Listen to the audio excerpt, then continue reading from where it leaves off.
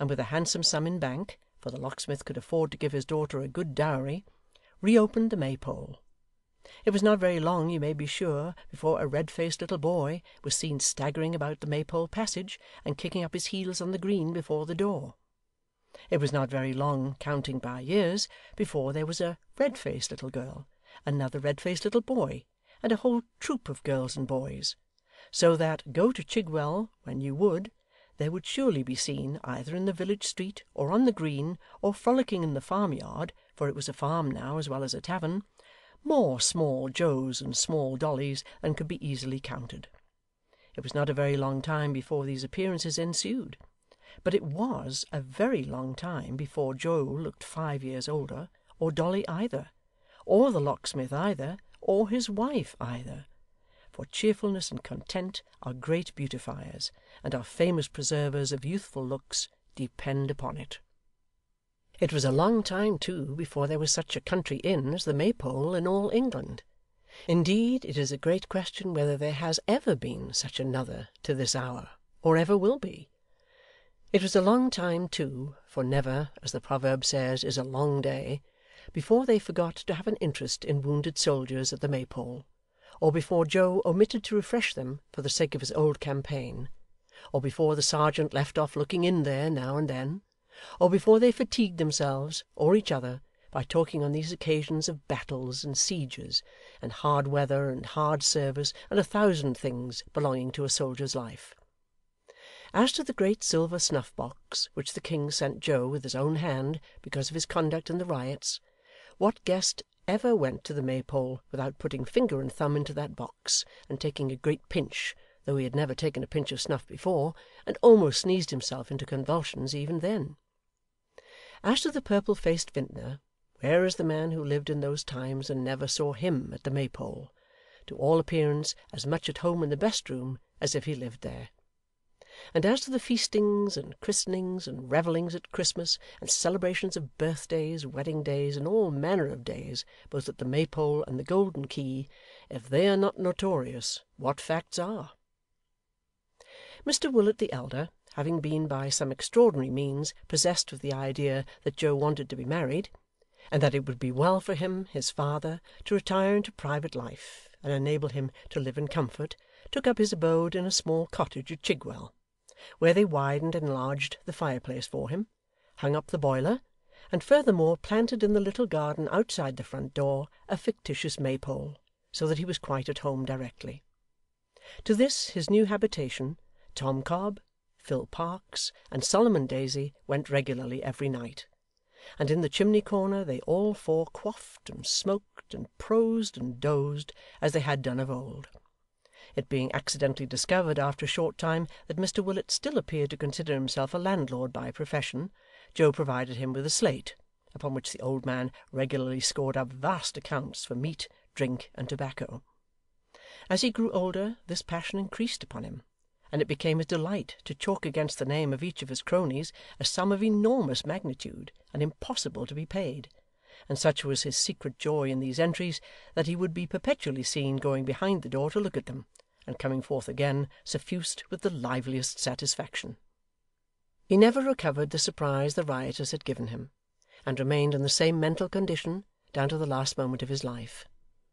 It was like to have been brought to a speedy termination by the first sight of his first grandchild, which appeared to fill him with the belief that some alarming miracle had happened to Joe. Being promptly blooded, however, by a skilful surgeon, he rallied,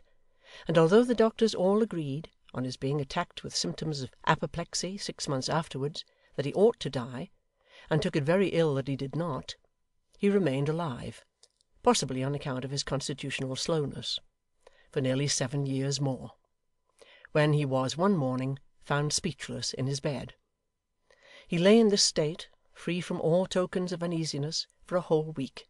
when he was suddenly restored to consciousness by hearing the nurse whisper in his son's ear that he was going. "I'm a-going, Joseph," said Mr Willet, turning round upon the instant, "to the Salwanners," and immediately gave up the ghost. He left a large sum of money behind him, even more than he was supposed to have been worth, although the neighbours, according to the custom of mankind in calculating the wealth that other people ought to have saved, had estimated his property in good round numbers. Joe inherited the whole, so that he became a man of great consequence in those parts, and was perfectly independent. Some time elapsed before Barnaby got the better of the shock he had sustained, or regained his old health and gaiety.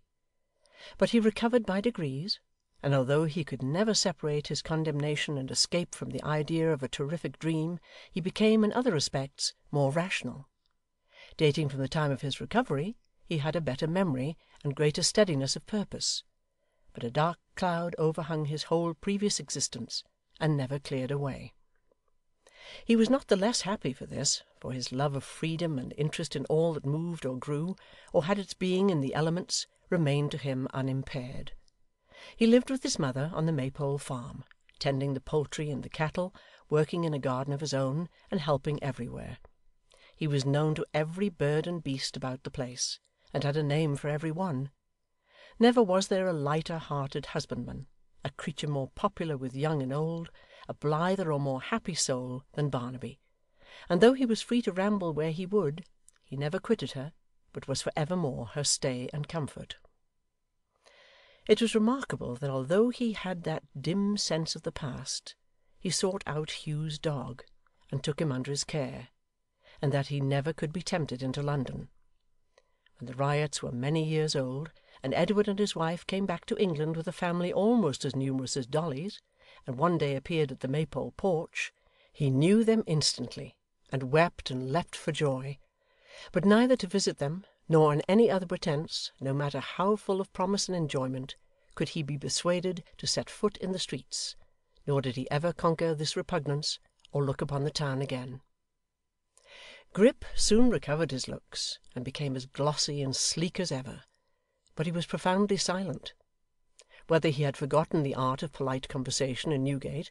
or had made a vow in those troubled times to forego, for a period, the display of his accomplishments, is matter of uncertainty,